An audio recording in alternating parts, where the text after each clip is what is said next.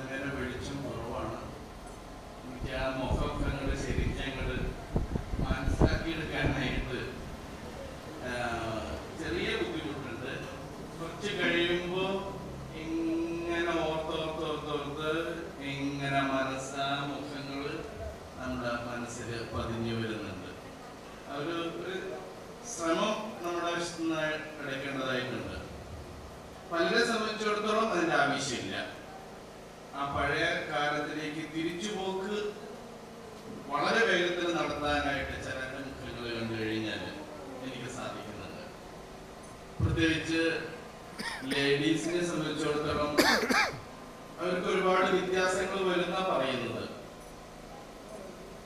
ആ ഒരു വ്യത്യാസം ഒരുപാട് ബുദ്ധിമുട്ടിക്കുന്നുണ്ട്.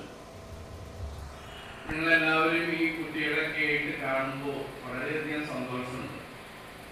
നിങ്ങളൊരു തരത്തില് അങ്ങേയറ്റം ഭാഗ്യവാന്മാരാണ്.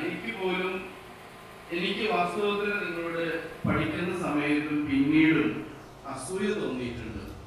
വേറെ ഒന്നുകൊണ്ടല്ല, നിങ്ങൾക്ക് നല്ലൊരു ടീം ഓഫ് ടീച്ചേഴ്സിനെ കിട്ടി എന്നുള്ളത്.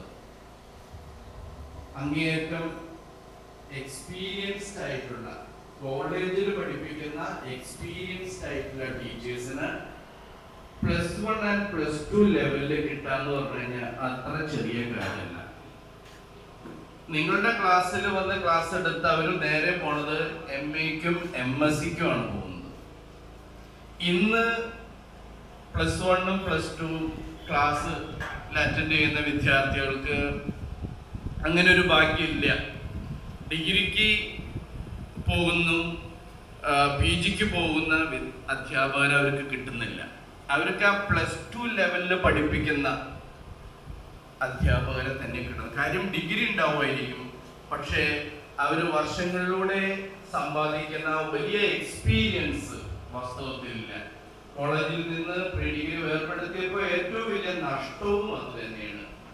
ആ കുട്ടികളെ സംബന്ധിച്ചിടത്തോളം MSCക്കും BSCക്കും പഠിക്കുന്ന അധ്യാപകരെയാണ് +1ഉം +2 ലെവലില് ഏറ്റവും താഴ്ന്ന ലെവലിൽ തന്നെ പ്രഗത്ഭരായ അധ്യാപകർ കിട്ടുന്നു.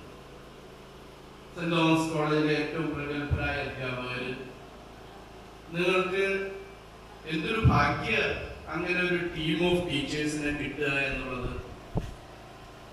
അല്ല സാർ പറഞ്ഞതുപോലെ അത് നിങ്ങൾ ശരിയായ തരത്തിൽ ഉപയോഗിച്ചെടുത്തോ എന്ന് അറിയില്ല.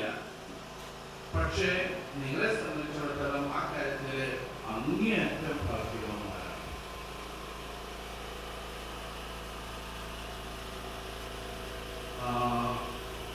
അധ്യാപകരെ സംബന്ധിച്ചിടത്തോളം നിങ്ങളോടും തരത്തില് കടപ്പെട്ടിട്ടുണ്ട്. ഞങ്ങൾക്ക് പഠിപ്പിക്കുക എന്ന് പറയുന്നത് ഒരു അധ്യാപകനെ സംബന്ധിച്ച് അങ്ങനെ ആയിരിക്കുകയും വേണം.